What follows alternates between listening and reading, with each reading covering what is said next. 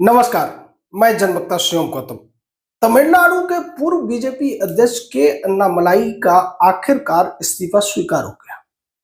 इस्तीफा स्वीकार होने के बाद उन्होंने बताया कि उन्होंने दिसंबर यानी 4 दिसंबर 2025 को ही बीजेपी छोड़ने के लिए अपना इस्तीफा दिया था और बात की थी बड़े नेताओं से। इसके बाद उन्हें कहा गया था कि चुनाव होने तक रुक जाइए क्योंकि इससे बीजेपी का नुकसान हो सकता है। और के अन्नामलाई चुनाव होने तक रुके भी, हालांकि उन्होंने चुनाव नहीं लड़ा। तमाम लोगों ने यह कयास लगाया था कि उन्हें टिकट नहीं दी गई है, जबकि उन्होंने साफ किया था कि वो खुद चुनाव नहीं लड़ना चाहते हैं। इसके बाद के अन्नामलाई ने मद्रास यानी चेन्नई पहुंचकर बी द लीडर्स नाम के अपने आंदोलन की घोषणा की और उसकी घोषणा के बाद अब तक उनके आंदोलन से 13,56,000 लोग जुड़ चुके हैं। अभी पूरा 24 घंटा भी नहीं बीता है।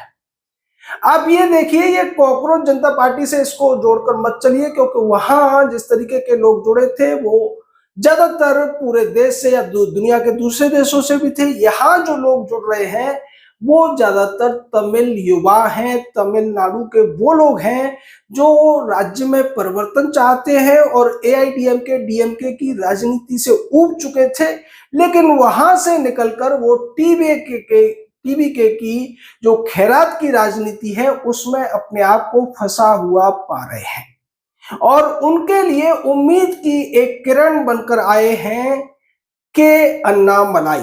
यही वजह है कि अभी 13-14 घंटे के भीतर ही 13.5 लाख लोग उनके साथ जुड़ गए हैं, लगातार जुड़ते जा रहे हैं।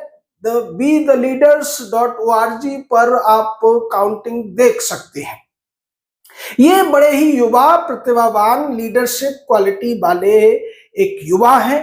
बीजेपी के लिए इन्होंने जी तोड़ मेहनत की और उसका नतीजा ये रहा कि बीजेपी का वोट शेयर 2% से बढ़कर 10% तक पहुंच गया था।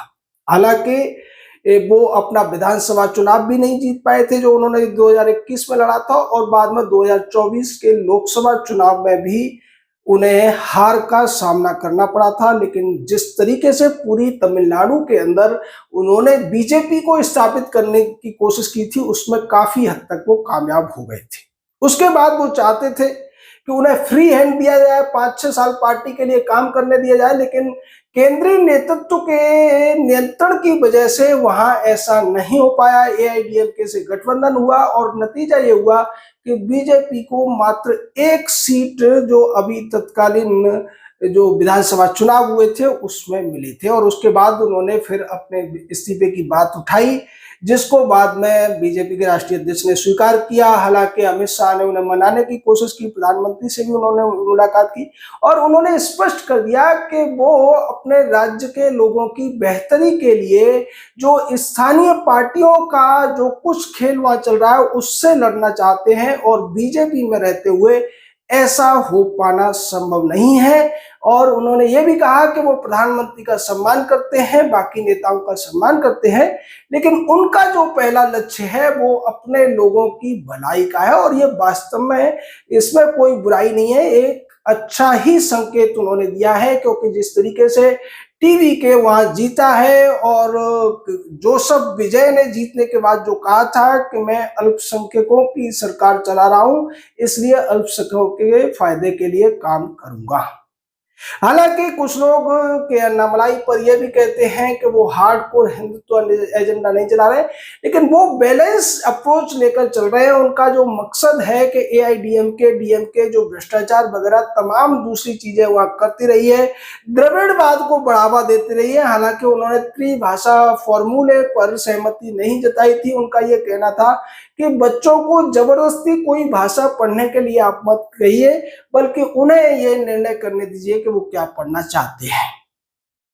अब जिस तरीके से तमिलनाडु की राजनीति है, डीएमके अपने पराभव पर है, जयललिता के जाने के बाद में एआईडीएमके भी बहुत कमजोर हो चुकी है और तमिलनाडु में एक सशक्त विपक्ष की बहुत जरूरत थी, जिस कमी को पूरा करते हुए अन्नामलाई दिखाई दे रहे हैं। लोगों को उनसे बहुत सारी उम्मीदें हैं, यही वजह है कि बहुत ज्यादा प्रचार न होने के बावजूद उन्होंने जैसे ही घोषणा की कि हम बी द लीडर्स करके एक आंदोलन चला रहे हैं, और उसके बाद उन्होंने वेबसाइट बनाई जिस पर लोग लगातार जुड़ते जा रहे हैं।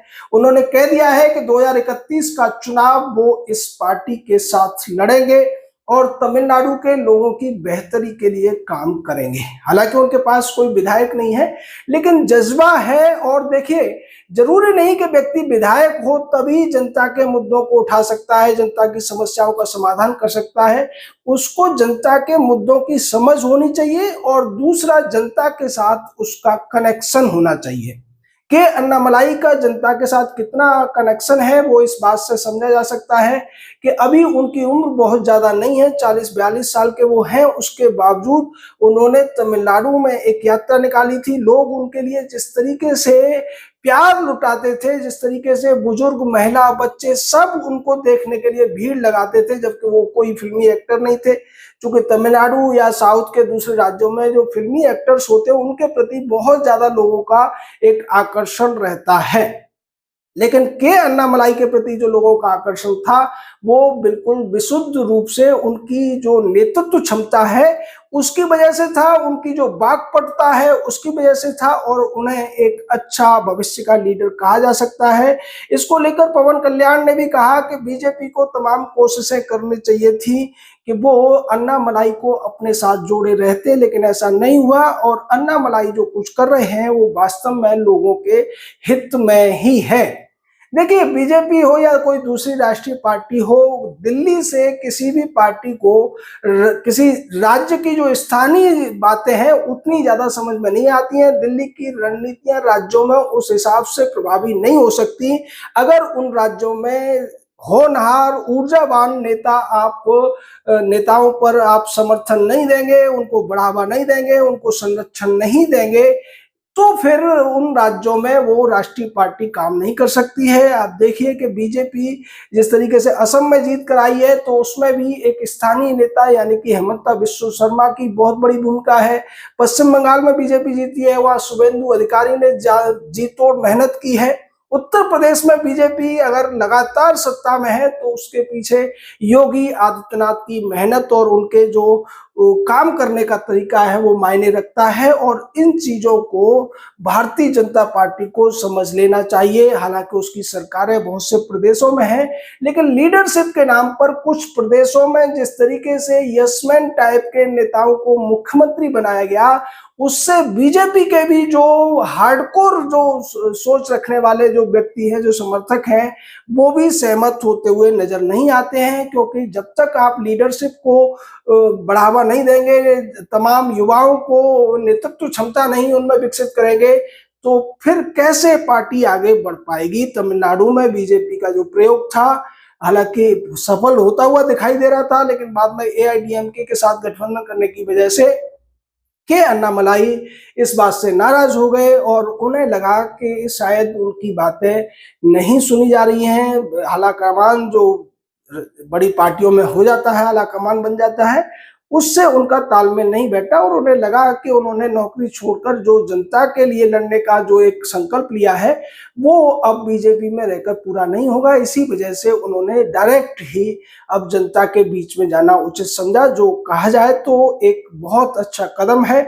आने वाले भविष्य में इसके परिणाम भी नजर आएंगे, और इससे भारतीय जनता पार्टी को ये सबक लेना चाहिए कि हर प्रदेश में उन्हें कम से कम ऐसे 20-30 युवाओं को जिम्मेदारी सौंपनी चाहिए कि वो किस तरीके से जनता के मुद्दों को उठाए, जनता की लड़ाई लड़े। अगर सत्ता में भी है तो भी उन्हें आगे बढ़कर जनता की समस्याओं के प्रति बहुत ज्यादा सचेत होने वाले लोगों को ही बढ़ावा देना चाहिए, जिससे भविष्य की बीजेपी खड़ी हो सके। क्योंकि सवाल तो ये है कि नरेंद्र मोदी के नाम पर, अमित शाह की रणनीति के नाम पर आप कब तक बीजेपी को हर राज्य में जिताने का एक संभावना देख सकते हैं। आखिर तो जैसे अटल जी थे, अडवाणी जी थे, तो उनके बाद एक नई लीडरशिप चूंकि तैयार हो रही थी, यही वजह है कि उसके बाद, उनके जाने के बाद भी बीजेपी कमजोर नहीं हुई।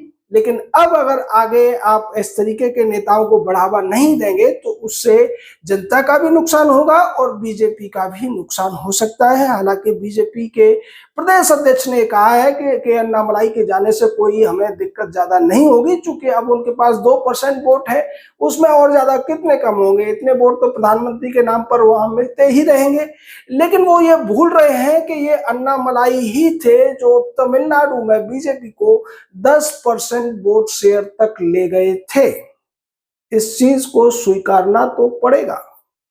आपका इस पूरे मामले पर क्या कहना है? क्या आपको लगता है कि भारतीय जनता पार्टी को इस अन्नामलाई के एपिसोड से सबक लेना चाहिए और दूसरे राज्यों में भी योगी आदित्यनाथ जैसे, हेमंत बिश्व शर्मा जैसे, या फिर जो शुभेंदु अधिकारी है, इस तरीके के जो लीडर्स हैं उनको सहारा देना चाहिए, संरक्षण देना चाहिए, आगे बढ़ाना चाहिए? अन्यथा फिर जैसे कि भजन लाल शर्मा हैं, मोहन यादव हैं, या दूसरे अन्य जो नेता हैं जो मुख्यमंत्री बने हुए हैं और उनके नाम केंद्रीय जो नेतृत्व है उसके द्वारा डिसाइड किए गए हैं, न कि जनता में उनकी लोकप्रियता के आधार पर। क्या आप इसको ठीक मानते हैं, नहीं मानते हैं? राय दीजिए, हमारे साथ जुड़े रहिए। जय हिंद, जय भारत।